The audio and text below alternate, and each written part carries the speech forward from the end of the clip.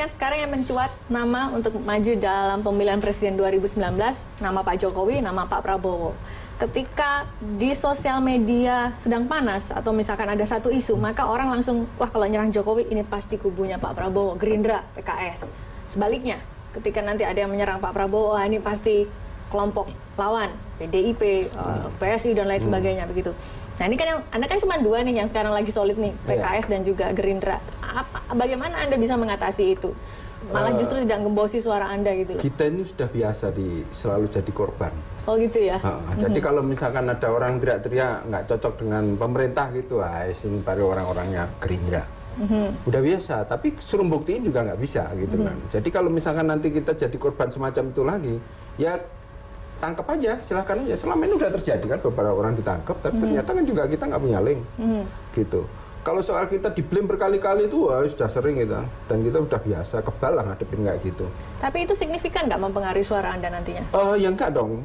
Bahkan kalau misalnya kita dikorbankan terus dianggap orang melakukan kayak gitu kan, katanya Pak Topik tadi kan pemilih cerdas. Orang udah tahu mana yang manipulatif, mana yang real gitu. Kayak semuanya kan tagar ganti presiden 2019.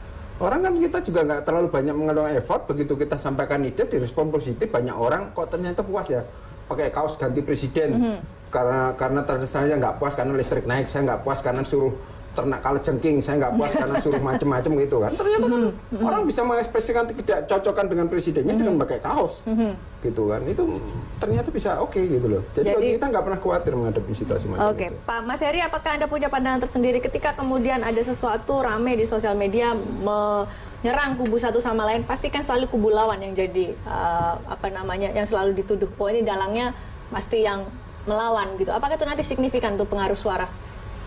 Ya, saya kira itu harus ada studi ya untuk mengatakan itu. Tapi inilah politik. Dalam politik itu pada panggung depan selalu saja oposisi dan partai pemerintah itu kan selalu melihat realitas politik ketika misalnya berseberangan dianggap ini adalah dalang gitu kan. Ya karena kalau bukan itu ya siapa lagi gitu kan. Nah, tapi menurut saya sepanjang aparat penegak hukum terus mencari siapa sebenarnya dalang itu nggak ada masalah sebenarnya. Tapi ya memang kadang-kadang masyarakat kita ini tiba-tiba ya ini bahasanya itu kambing hitam ya. Misalnya selalu mendapat kambing hitam. Tapi hati-hati, mengkambing hitamkan juga itu kadang-kadang juga jadi bisa menjadi senjata untuk simpati publik gitu.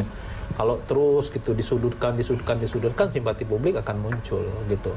Nah tentu saya kira di dalam situasi seperti sekarang, justru disudutkan bukan berarti selalu negatif, tapi ketika kemudian itu akhirnya terus digoreng begitu, justru malah orang akhirnya muncul simpati. Bisa jadi kalau itu menjadi tidak benar. Pak SBY kan sudah membuktikan itu di 2004, ketika dalam tanda petik gitu ya, yang dimunculkan di publik itu seolah-olah disakiti dan seterusnya, kemudian simpati publik kan menguat.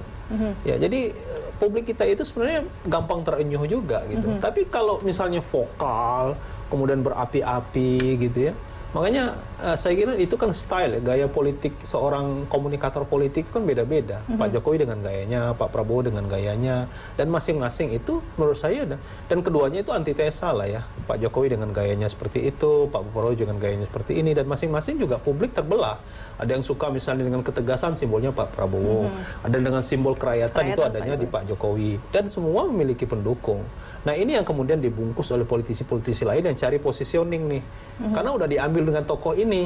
Kalau jualan lagi yang ini kan nggak laku. Jualan lagi yang ini nggak laku. Karena memang ternyata di Indonesia ini tuh menjadi tokoh itu kan memang harus, ya itulah bagian daripada citra politik itu. Ini disebut dengan personal branding gitu. Bagaimana kemudian kita mengemas diri kita, lalu kemudian diri kita itu dicitrakan oleh publik sedemikian rupa. Kalau dikatakan misalnya politisi-politisi yang berseberangan lalu kemudian vokal mengkritik misalnya dengan tegas, ya itulah stylenya gitu.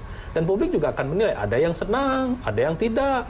Hasil kami di lapangan menyebutkan misalnya, ada yang suka. Saya ambil contoh misalnya, yang paling vokal lah katanya Fadlizon misalnya seperti itu. Ada yang suka, ada yang nggak suka. Gitu. Hamzah. Nah, Fahri Hamzah ada yang suka, ada yang tidak suka, biasa gitu ya. Artinya ya itulah, kan kalau membuat orang atau menginginkan orang suka semua sama kita kan nggak mungkin gitu. Karena ya publik itu juga punya wawasan, punya pengetahuan.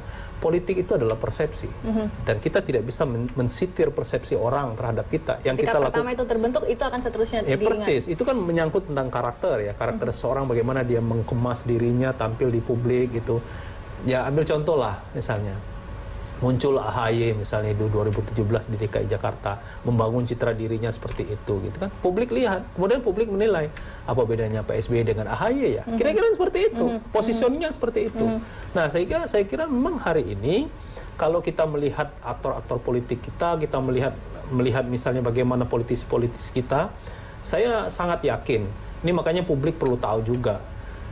Kelihatannya nih di debat ini misalnya Pak Taufik dengan Mas Didi ini kayak berdebat, gitu ya. Tapi di belakang ngopi-ngopi bareng. Ini yang kurang disampaikan oleh publik. Publik terlanjur terpecah, sementara mereka di Senayan ngopi-ngopi bareng. Ini yang perlu disuarakan. Sebenarnya dalam kontestasi politik itu, ya kontestasi dalam panggung depan. Di panggung belakang, mereka bersahabat, berangkulan. Ini yang perlu disuarakan kepada masyarakat begitu. Oke, saya tertarik sama Pak Taufik. Pak Taufik begini. Anda kan Nasdem mendukung Pak Jokowi. Pak Jokowi itu kan yang mendukung sekarang banyak sekali. Ada Nasdem, PDIP pasti, Golkar, PSI dan lain sebagainya. Banyak partai. Dan mereka pasti punya tim komunikasi sendiri-sendiri. Bagaimana kemudian di antara tim komunikasi itu tidak saling terpecah dan tidak saling punya strategi komunikasi yang merugikan satu sama lain.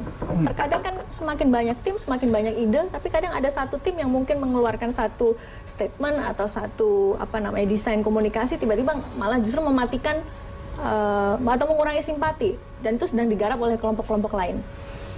Pertama adalah di antara pimpinan-pimpinan partai politik pendukung salah satu presiden, mereka pasti telah terjalin komunikasi dari awal. Itu udah pasti. Jadi misalnya seperti sekarang taruhlah saya ini tidak ingin memberikan contoh di kubu lain, kubu Pak Jokowi. Mungkin ada pergesekan nanti adalah pada persoalan cawapres. Tapi kan itu sudah terkomunikasi. Kita bikin aturan sendiri di dalam tubuh koalisi. Seharusnya adalah seorang cawapres itu adalah yang pasti akan mendukung elektabilitas. Itu harus kita terima dulu misalnya seperti itu. Maka kalau sudah kita bikin peraturan seperti itu, maka ketika kemudian itu adalah di-trace nanti, kita akan lihat yang mana, itulah yang kita harus dukung. Yang kedua, kalau misalnya masalah pergesekan di luar persoalan pada poin presiden, itu adalah berarti antar partai. Kalau antar partai itulah sistem politik kita. Sistem pemilihan kita ini adalah, jangankan antar partai, di dalam internal partai aja terjadi pergesekan. Coba misalnya saya ini nanti dengan Pak Didi ini adalah satu dapil.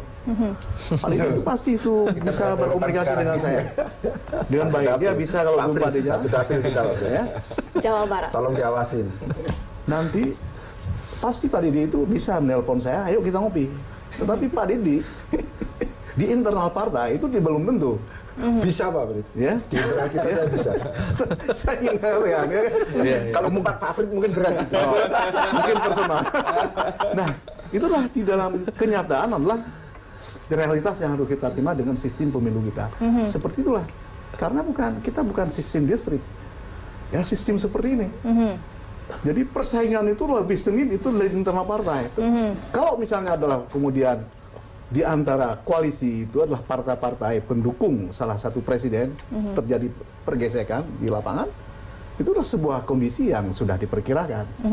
Itulah tidak relevan untuk kita anggap itu adalah kemudian akan berpengaruh terhadap dukungannya terhadap presiden. Itu tidak ada pengaruh sama sekali. Oke, baik. Saudara, kita akan lanjutkan di segmen terakhir, kita membahas bagaimana kemudian kita bisa menciptakan sebuah kedewasaan sikap kepada seluruh masyarakat, khususnya para pengguna sosial media, agar ketika banyak sekali kampanye-kampanye menjelang pemilu Presiden 2019, situasi di sosial media maupun di kehidupan sehari-hari tetap dingin. Tetap bersama kami di Saling Silang.